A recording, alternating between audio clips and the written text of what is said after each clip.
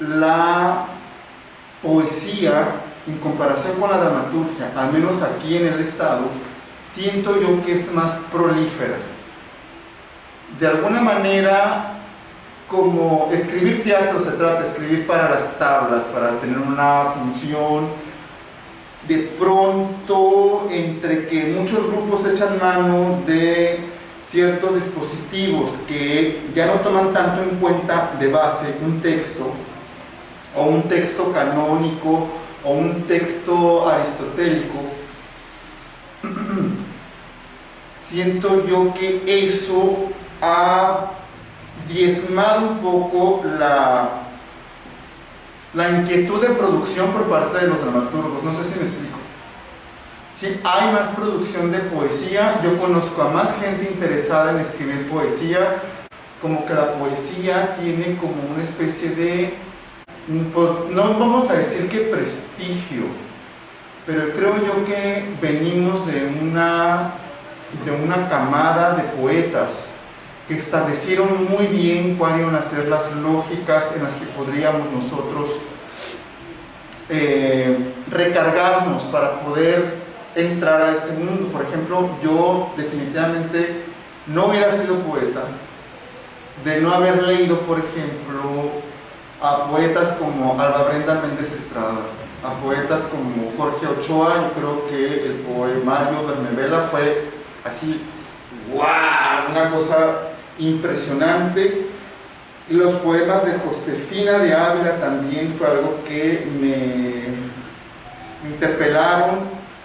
y no solamente como en el tema, no solamente el tema que estaban tratando, no tomo en cuenta el tema para analizar a la poesía, en cuanto al tono, en cuanto a cuestiones de característica formal, en cuestiones de estilos que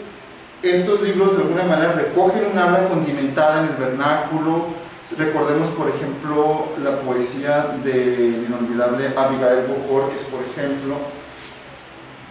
Y creo yo que los que hemos leído esa producción nos hemos identificado o hemos hecho una especie de match con la sensibilidad expresada con símbolos, por decirlo así, del ecosistema de Sonora, ¿no?, donde impera el peso simbólico del desierto, de la soledad, el peso simbólico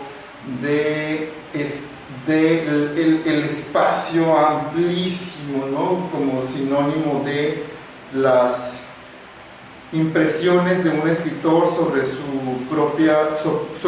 aislamiento, sobre su propia incapacidad para conectar con el otro, y más bien en su proceso de asimilar cuáles son esas cosas que son intransferibles o inexplicables y que solamente pueden ser explicadas con poesía. En dramaturgia fue un azar así extraño de pronto que yo haya empezado a escribir dramaturgia, porque yo me acuerdo que en aquel tiempo no había una producción profusa en estilo, y nunca he simpatizado mucho con el realismo en cuestión teatral, porque siento que el teatro debe de acudir y debe ver de las lógicas de la poesía, es decir, debe de operar en todo un sistema simbólico no realista. Entonces, las producciones que había, o las publicaciones de obras de teatro que había, porque a mí no me tocó acceder a ninguna obra, eran realismo, por decirlo así. Hasta que me encontré la obra de Cuthberto López, me impactó mucho como tema en la carrera, y luego leo las obras de teatro de Cuthberto López y encuentro en ese teatro, que es mucho más cercano a mí en símbolos, esas lógicas estructurales en el manejo de la tensión y el conflicto, tal como lo hacía, por ejemplo, otros autores favoritos internacionales, como por ejemplo Heiner Müller, tal como lo hacía Ronald Schimmelpfennig, no sé cómo se pronuncia, pero algo así. Y fuera de el gran ejemplo que me inquietó de Cuthberto López, no había ningún tipo de posibilidad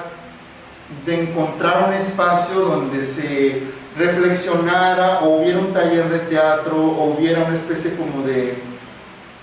lecturas dramatizadas. No es muy famoso la dramaturgia en Sonora.